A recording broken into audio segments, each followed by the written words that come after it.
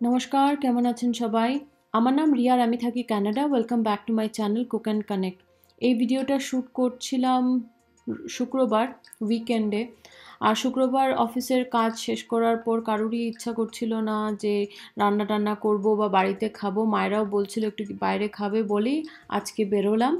আজকে অনেকটা কাজ করেছি তো তাই আমিও খুব ক্লান্ত হয়ে গেছিলাম। আর ঠিক ৯টা বাজতে ১০ মিনিট আগে আমরা বেরোলাম।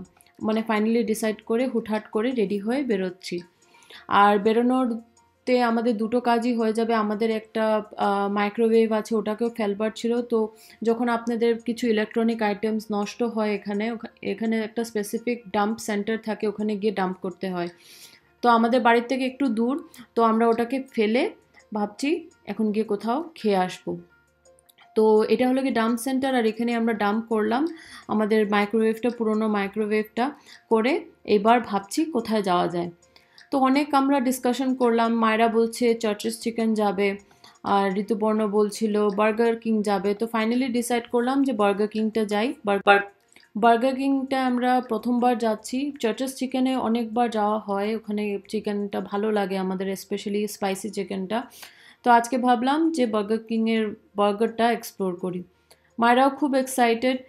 আর একটু ঘুমও পাচ্ছিল যেহেতু ৯টা বেজে গেছিলো। আর ৯টার সময় ঠিকও জেগে থাকতে পারে না, স্কুলের পর খুব টায়ার্ড হয়ে যায়। তো এসে খাওয়ার জন্য এক্সাইটেড ছিল বলে আজকে একটু ঘুমটা লেট হবে। যেহেতু মায়েরা একটু টায়ার্ড ছিল, আমি ওকে নিয়ে একটা সিটে বসলাম আর ঋতুপর্ণ অর্ডার করছিল। মায়েরা এই ক্রাউনটা বার্গার কিং থেকে পেয়ে খুব এক্সাইটেড হয়ে গেছে, ওটা ঘুমটুম সব ভুলে গেছিলো। আর ইন দ্য মিন টাইম আমাদের অর্ডারটাও রেডি হয়ে গেছিলো, কারণ এতটা লোক ছিল না ওই সময়টা। অলমোস্ট 9:15 বেজে গেছিলো। মায়েরা খুব এক্সাইটেড ছিল, মায়েরা ক্রাউনটা পরেই বলছে খাবে।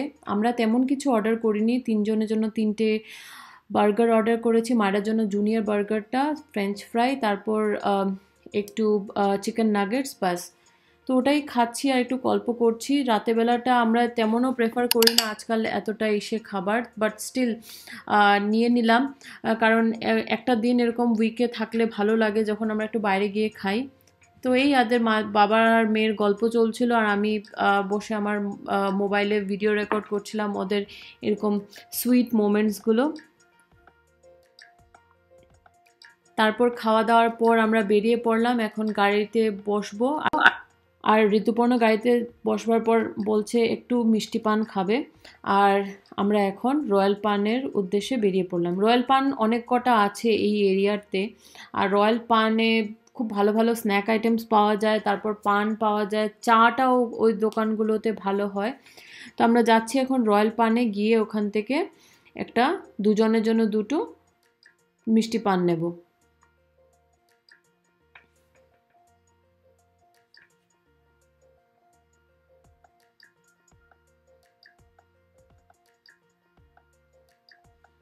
আমি রয়্যাল পানে পৌঁছে এখন লাইনে দাঁড়িয়ে পড়েছি। অনেক কজন লোকই ছিল যারা মানে পানের লাইনটায় ছিল। তো আমি মানে একদম পেশেন্টলি ওয়েট করছি আর গানগুলো শুনছি, বেশ ভালো লাগছিল। ওখানের অ্যাম্বিয়েন্সটাও খুব ভালো। আর এখানে আমরা আসি কোনো কোনো সময় যদি স্ন্যাক আইটেম কিছু খেতে হয়, এই দোকানগুলোতে মানে চাট বা রোলগুলো ভালো থাকে, ফালুদাটাও খুব ভালো, আমি টেস্টও করেছিলাম। আর এখন এবার আসলো আমার টার্ন। আর আরেকটা লোক পাশে ছিল, যেহেতু আমাদের অর্ডারটা একদমই সিমিলার, তো ছেলেটা আমাদের জন্য একসাথে বানাচ্ছে।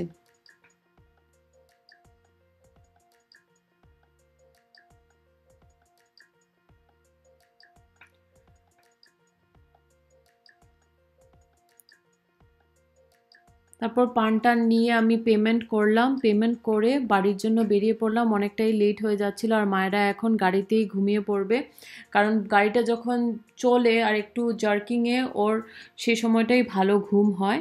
আর বাড়িতে গিয়ে ভাবছি ওর ড্রেসটা চেঞ্জ করে ওকে একদম ডাইরেক্টলি বিছানায় শুইয়ে দেব। বাস, আজকের দিনটা এরকমই কাটলো আমাদের। ফ্রাইডেটা অনেকটা কাজ ছিল আজকে। তারপর অফিসের পর ভাবলাম বাইরে খাওয়াটাই ভালো অপশন ছিল আমাদের জন্য। ঠিক রান্নাটা করতে ভালো লাগছিল না।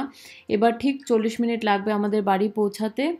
আর ব্লগটাকেও এতটুকুই রাখছি। আশা করি আমার এরকম ছোট ব্লগগুলো আপনাদের পছন্দ হচ্ছে।